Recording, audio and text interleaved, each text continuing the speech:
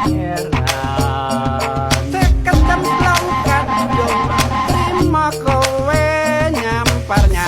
semuanya, kembali bersama podcast dadakan bikin dadakan. Jadi gua di sini Patrick Samaledon dan sama Joseph Beru Mambo. sini kita mau ngapain, Sam? Mau melakukan tugas T2 T2 sejarah dan mengenai kerajaan Demak kopi ya ngomongnya. Yaudah kita langsung saja. Kan ini berkaitan dengan yang Jawa-Jawa, jadi aku ada Jawanya dikit lah ya. Jadi kita mau jelasin kerajaan Demak itu awalnya dari mana sih? Kok bisa kayak pasti sesuatu tuh ada mulanya, betul kan? betul. Jadi penjelasannya tuh setahu saya kerajaan Demak tuh dia tuh kayak yang bikin Islam tuh bisa menyebar di Pulau Jawa.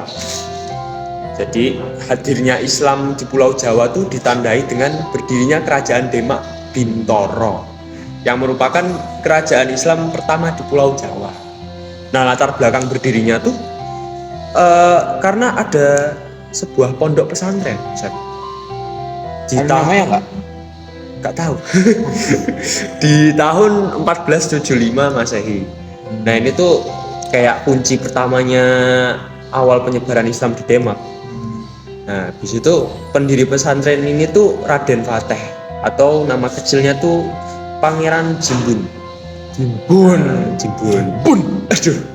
Nah, terus singkat ceritane kerajaan Demak tuh berdiri dan mulai berkuasa pada tahun 1483 Masehi di abad ke-15. Jadi Raden Fatah yang awalnya itu pendiri pesantren jadi seorang raja Yang berkuasa. Bupati Majapahit di Demak. Nah, terus Demak itu sebenarnya punya hubungan erat sama Majapahit, karena pendirinya tuh masih memiliki garis keturunan dari kerajaan tersebut.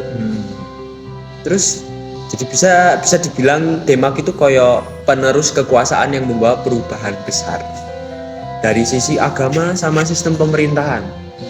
Nah, terus cara kita bisa tahu ada kerajaan Demak tuh tentunya kayak ada peninggalannya toh, Sam. Iya. Nah, terus peninggalannya apa itu? Setahu aku sih kayak pembangunan utama gitu kayak oh iya aku ingat masjid ya, tapi aku lupa namanya. Nah, apa ya, Van? Namanya ki Masjid Agung Demak nggak sih? Podo ya? Iya betul. Nah, itu kan dibangun pada abad ke-15 oleh Raden Fatah. Sama siapa? Wali Songo pasti. Wali Songo. Terus apa nih, Sam? Nah, ini dimulai dari bagian dalamnya nih, dalam masjid. Ada tiang menyangga atau dalam kurung saka. Saka guru tuh 4 tiang utama yang menjadi penyangga masjid setinggi 16 meter tuh. Tinggi pol itu lah, no? Dibuat tuh sama 4 wali. Namanya tuh Sunan Ampel, Sunan Bonang, Sunan Gunung Jati, dan Sunan Kalijaga. Kayak Sunan Kalijogo tadi ngene. Terus ada Saka Tatal, tiang penyangga tambahan unik buatan Sunan Kalijaga yang dirakit dari sirkahan potongan-potongan kecil kayu gitu yang disatuin. Terus ada ornamen atau bagian pengimaman pintu beledek, tau nggak beledek? Yang pintu utama masuk masjid itu loh, buatan si Ki Ageng Selo tuh, Sing kayak gede ngono ya. Besar gitu. dia itu kebal banget tuh dari petir atau memiliki ukiran dengan makna filosofis yang dibilang dalam banget. Dalam. Iya. Sedalam-dalam lautan, lebih dalam kasih. Udah. Terus ada toko yang namanya mihrab dan surya sangkala atau bulus. Itu tuh kayak hiasan gitu loh, hiasan bulus iku setahu aku tuh kura-kura air tawar. Iya, lupa aku. Terus ada hiasannya ini loh, yang Chandra apa?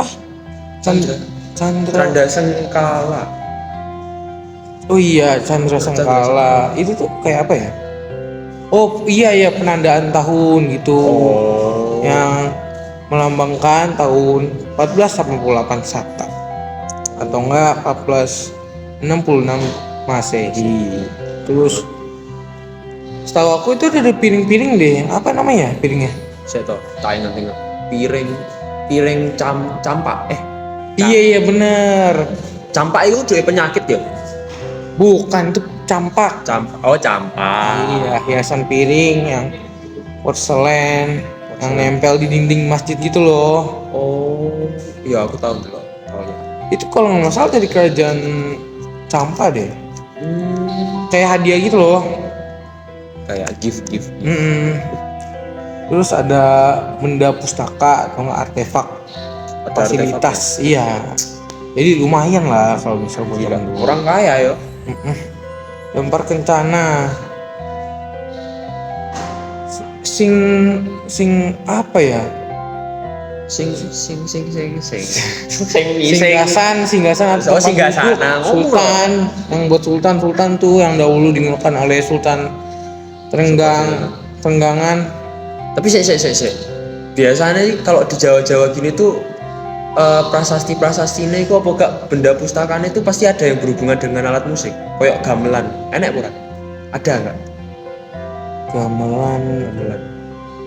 Sekaten ya? Oh gamelan sekaten iya. Iku piye iku penjelasannya? Kayak perangkat gamelan gitu loh yang digunain oleh Wali Songo. Khususnya tuh buat Sunan Kalijaga. Nah, sebagai sarana dakwah kultural untuk menyebarkan agama Islam. Oh jadi kayak pas Sunan Kalijaga mau nyebarin agama Islam tuh pakai alat musik gamelan gitu. Terus ada lagi nggak? Masih ada dong pasti. Masih ada. Orang kaya.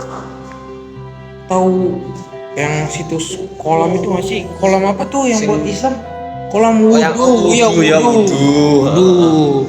Itu area tempatnya bersejarah banget sih, yang dahulunya tuh digunakan para santri dan jamaah purba sebelum beribadah. Jadi harus dikuduskan dulu dengan air wudu gitu. Terus kan pasti segala sesuatu tuh ada masanya loh. Pasti tokoh-tokohnya yuk meninggal, aduh innalillahi. Iya. Enek makamnya kurang? Ada makamnya? Ada. Oh ada? Iya. Gimana ya? Kompleks makam itu di situs ziarah namanya. Oh situs ziarah. Makam raja-raja Demak gitu loh. Itu tuh letaknya tuh di area kompleks masjid. Jadi di area kompleks. Iya. Jadi itu tempat peristirahatan terakhir Sultan pertama kayak Raden Patah, serta penerusnya tuh kayak Pati Ungus. Terus Sultan Trenggana. Nah, terus kalau misalnya mau tahu tuh makam Sunan Kalijaga tuh terletaknya tuh di mana ya? Lebih jauh sih, kayak terpisah gitu di daerah Kadilangu kalau nggak salah. Tapi ya itu di Demak juga loh. Iya di Demak.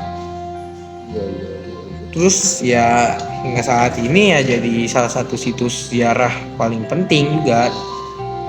Terus ramai juga dikunjungi di Jawa. Pasti sih, kayak ya udah tahu lah orang Jawa. Ya. Terus kehidupan sosialnya tuh seingatku tuh pas zaman dulu tuh masyarakat Demak tuh lebih egaliter. Kayak artinya tuh dia nggak ada bebas sistem, gitu nggak sih? Bebas, nggak ada sistem kasta. Sistem kasta tuh kayak ada tingkatannya gitu. Bebas jadi kayak adil gitu, normal. Nah terus nggak ada kayak nggak ada batasan. Iya, senior. Nah terus Masjid Agungnya itu jadi pusat kegiatan sosial. dia jadi pusat kegiatan sosial, pusat kegiatan agama juga, sama ya penyebaran Islam oleh Wali Songo, dan juga upacara sekaten. Oh, upacara sekaten.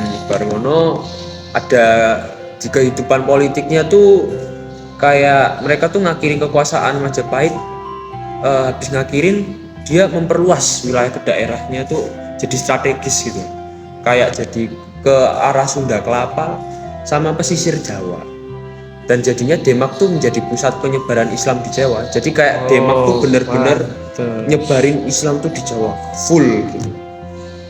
Nah terus kalau udah ngomongin kehidupan sosial sama politik, pasti nggak lupa sama kehidupan uang.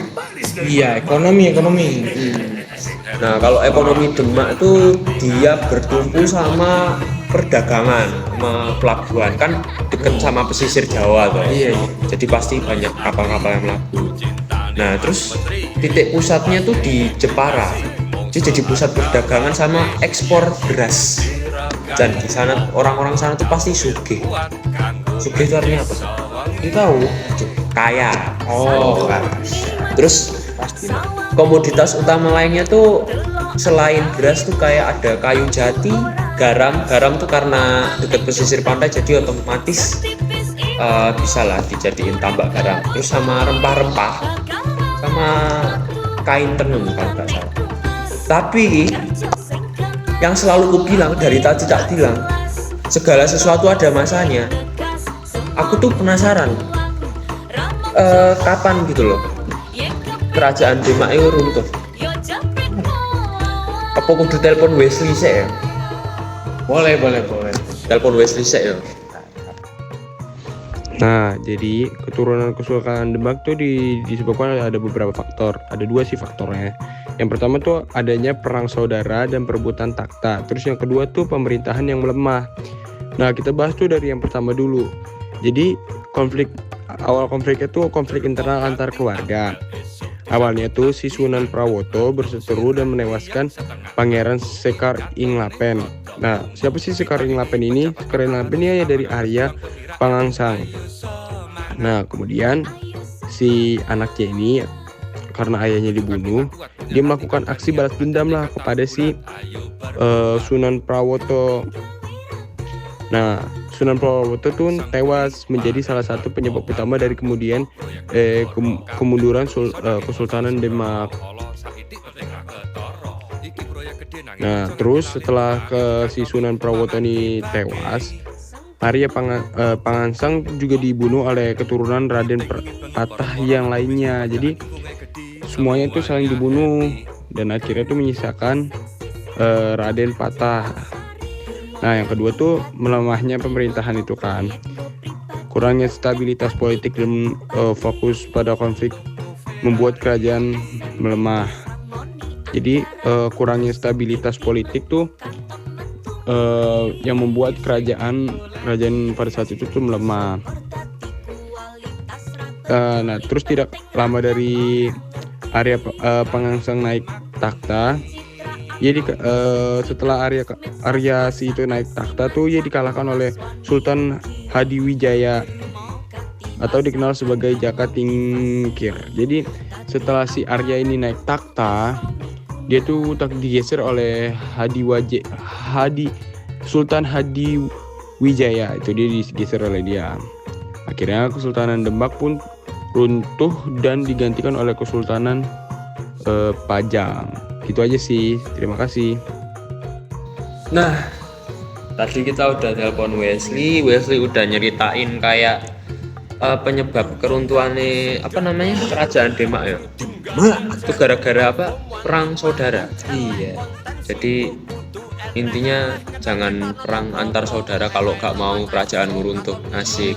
Sama biasanya kan setauku selain perang saudara ada karena salah pemilihan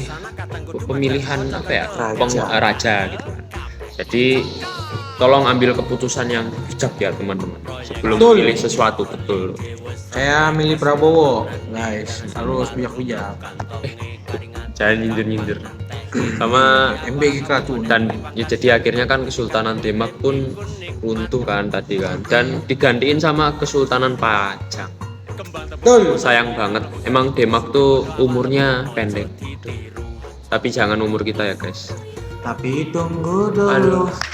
Jangan Udah. Penutup. Penutup. Jadi sampai situ aja podcast kita. Iya. Terima kasih sudah mendengarkan. Siap. Jadi apa tadi? Podcast dadakan bikin.